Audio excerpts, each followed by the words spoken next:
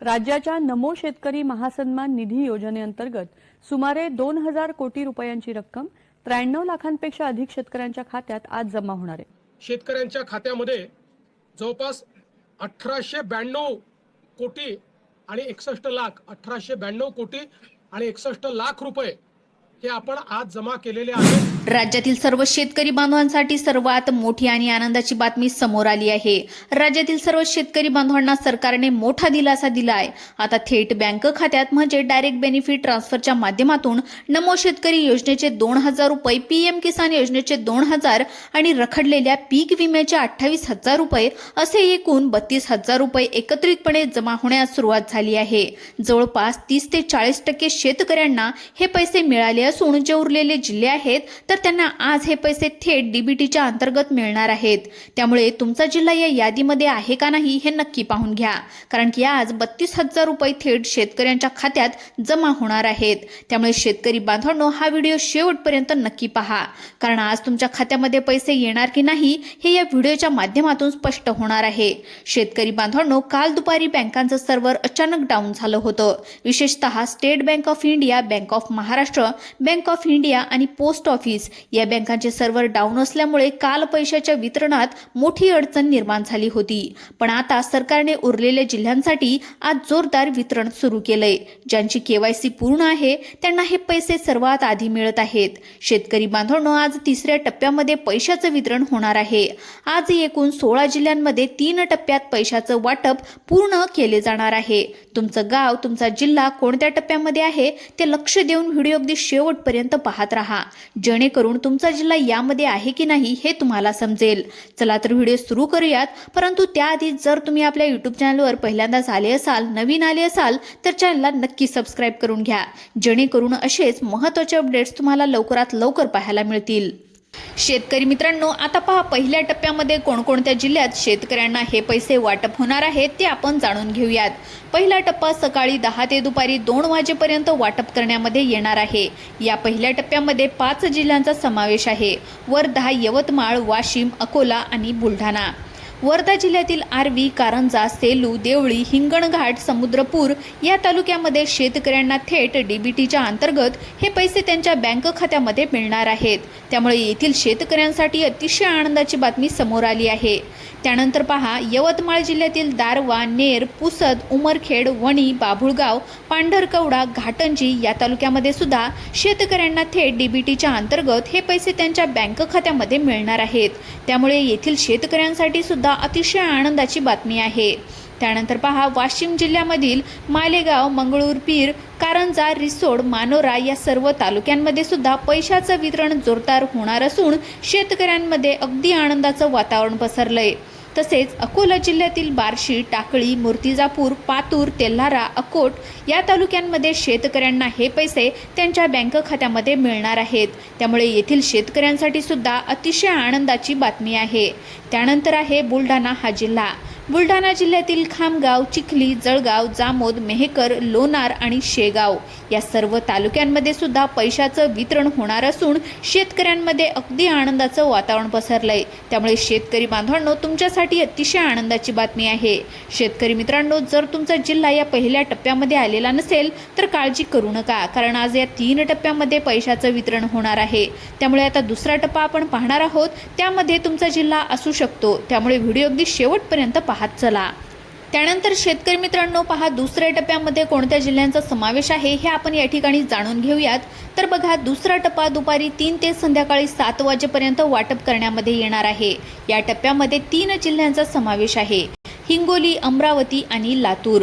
तर पहा, या ठिकाणी हिंगोली जिल्ह्यातील वसमत, कळमनुरी, औंढा नागनाथ, सेनगाव या सर्व तालुक्यांमध्ये सुद्धा पैशाचं वितरण जोरदारपणे होणार असून सर्व शेतकऱ्यांमध्ये अगदी आनंदाचं वातावरण आहे।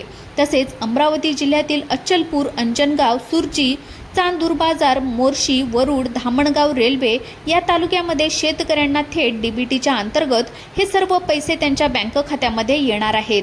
त्यामुळे येथील शेतकऱ्यांसाठी सुद्धा अतिशय आनंदाची बातमी आहे। त्यानंतर पहा, लातूर हा जिल्हा।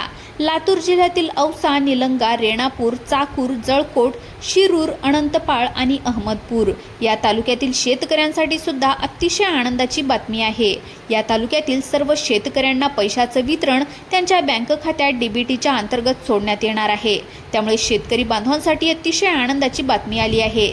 शेतकरी बांधवांनो, जर तुमचा या दुसऱ्या टप्प्याच्या यादीमध्ये जिल्हा आलेला नसेल तर अजिबात काळजी करू नका। समोरच्या तिसऱ्या टप्प्यामध्ये तुमचा जिल्हा नक्की असू शकतो।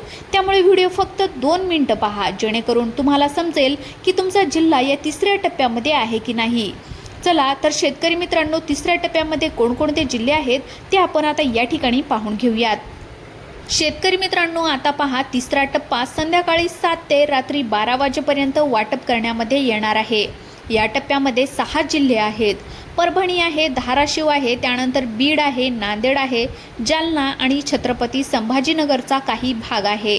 तर पहा, परभणी या जिल्ह्यामध्ये गंगाखेड, जिंतूर, सेलू, सोनपेठ, पाथरी, पालम, मानवत आणि पूर्णा या तालुक्यांमध्ये शेतकऱ्यांना थेट डीबीटीच्या अंतर्गत हे पैसे त्यांच्या बँक खात्यामध्ये मिळणार असून त्यामुळे येथील शेतकऱ्यांसाठी अतिशय आनंदाचं वातावरण आहे। त्यानंतर पहा, धाराशिव हा जिल्हा। या धाराशिव जिल्ह्यामध्ये उमरगा, तुळजापूर, परंडा, भूम, वाशी, कळंब या तालुक्यामध्ये पैशाचं वितरण जोरदारपणे होणार असून येथील शेतकऱ्यांमध्ये अतिशय आनंदाचं वातावरण पसरलंय। त्यानंतर पहा, बीड हा जिल्हा आहे।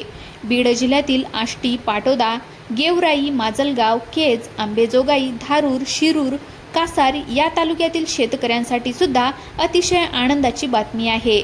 या तालुक्यातील सर्व शेतकऱ्यांना पैशाचं वितरण त्यांच्या बँक खात्यामध्ये थेट डीबीटीच्या अंतर्गत सोडण्यामध्ये येणार आहे। त्यानंतर आहे नांदेड हा जिल्हा। नांदेड जिल्ह्यातील अर्धापूर, भोकर, बिलोली, देगलूर, त्यानंतर धर्माबाद, त्यानंतर हदगाव, किनवट, लोहा या सर्व तालुक्यांमध्ये सुद्धा पैशाचं वितरण जोरदारपणे होणार असून सर्व शेतकऱ्यांमध्ये अगदी आनंदाचं वातावरण पसरलंय। तसेच जालना जिल्ह्यातील अंबड, भोकरदन, बदनापूर, घनसावंगी, परतूर, मंठा आणि जाफराबाद येथील शेतकऱ्यांसाठी सुद्धा अत्यंत आनंदाची बातमी आहे। सर्व शेतकऱ्यांना त्यांच्या खात्यावर पैशाचं वितरण होणार आहे। शेतकरी मित्रांनो, जर तुमचं नाव याही यादीमध्ये आलेलं नसेल तर अजिबात काळजी करू नका। ज्या शेतकऱ्यांचे नाव या जिल्ह्यांच्या यादीमध्ये नाही तर त्यांनी पुढच्या टप्प्याची वाट पाहावी। त्यांनाही लवकरात लवकर पैसे या ठिकाणी मिळणार आहेत। शेतकरी बांधवांनो, आता या सर्व योजनांचे पैसे सर्व शेतकऱ्यांना सरसकट मिळणार आहेत का? तर नाही। फक्त जे पात्र शेतकरी आहेत, जे गोरगरीब आणि गरजू शेतकरी आहेत, जे नियमांमध्ये बसतील, फक्त त्याच शेतकऱ्यांना या सर्व योजनांचे पैसे मिळणार आहेत।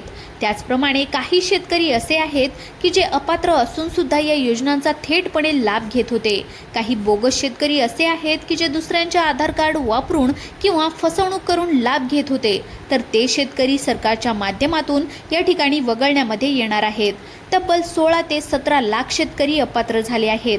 पहा शेतकरी बांधवांनो, आता कोणाकोणाला हे पैसे मिळणार नाहीत तर शेतकरी बांधवांनो, यावेळी सरकारने सरसकट हा शब्द काढून टाकलाय आणि अर्जाची काटेकोर पडताळणी केली आहे। त्यामुळे जवळपास 16 ते 17 लाख शेतकरी आता या योजनेसाठी अपात्र ठरले आहेत। आता कोणकोणते शेतकरी अपात्र ठरणार आहेत तर पहा, घरातील एकाच व्यक्तीला लाभ आता मिळणार आहे। त्यामुळे जर एकाच घरातून 2 ते 3 जण म्हणजेच पती असेल, पत्नी असतील, मुले असतील, वेगळा अर्ज करून हप्ता घेत असतील तर त्यांची चौकशी करून हप्ता बंद करण्यामध्ये येणार आहे। आता यापुढे कुटुंबातील फक्त एकाच व्यक्तीला पैसे मिळणार आहेत। त्यामुळे जर तुम्ही एकाच घरातून 4 ते 5 जण लाभ घेत असाल तर तुम्हाला यापुढे पैसे मिळणार नाहीत, हे लक्षात ठेवा। त्यानंतर पहा, काही शेतकरी असे सुद्धा आहेत ज्यांनी विम्यामध्ये फसवणूक केली आहे आणि सरकारकडून पैसे लाटलेले आहेत।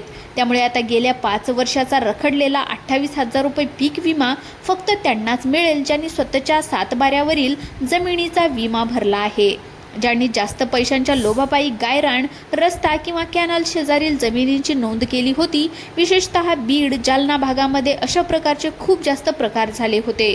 तर अशा शेतकऱ्यांना अपात्र ठरवून स्वतःच्या जमिनीचा विमा सुद्धा नाकारण्यात आलेला आहे।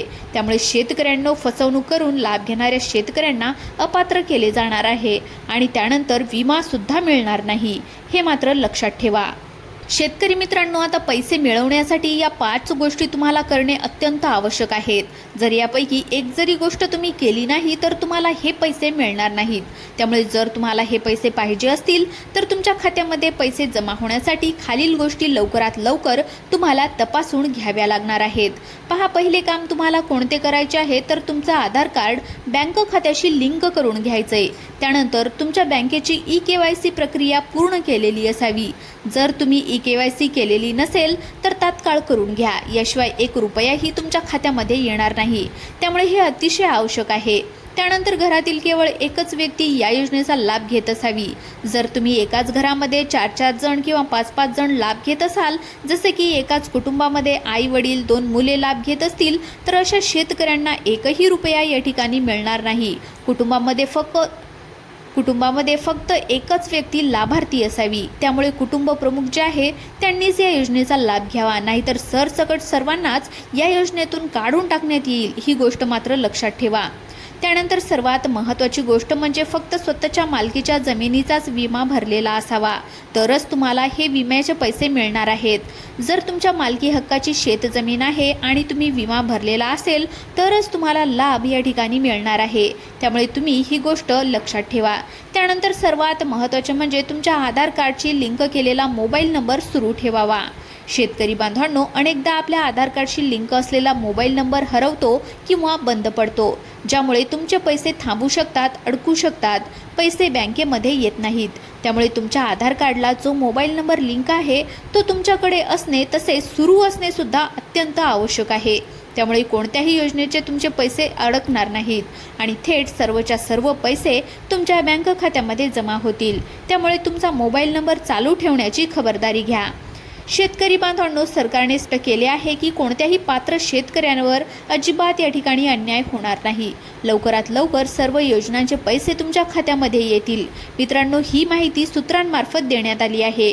ही महत्त्वाची माहिती आपल्या इतर सर्व शेतकरी मित्रांना त्वरित शेअर करा. अशाच प्रकारच्या शेतीविषयक महत्त्वाच्या बातम्या आणि पुढील जिल्ह्यांची यादी सर्वात आधी पाहण्यासाठी आपल्या YouTube चॅनलला आत्ताच लाईक करा, सबस्क्राईब करा आणि बेल आयकॉन नक्की दाबा. धन्यवाद.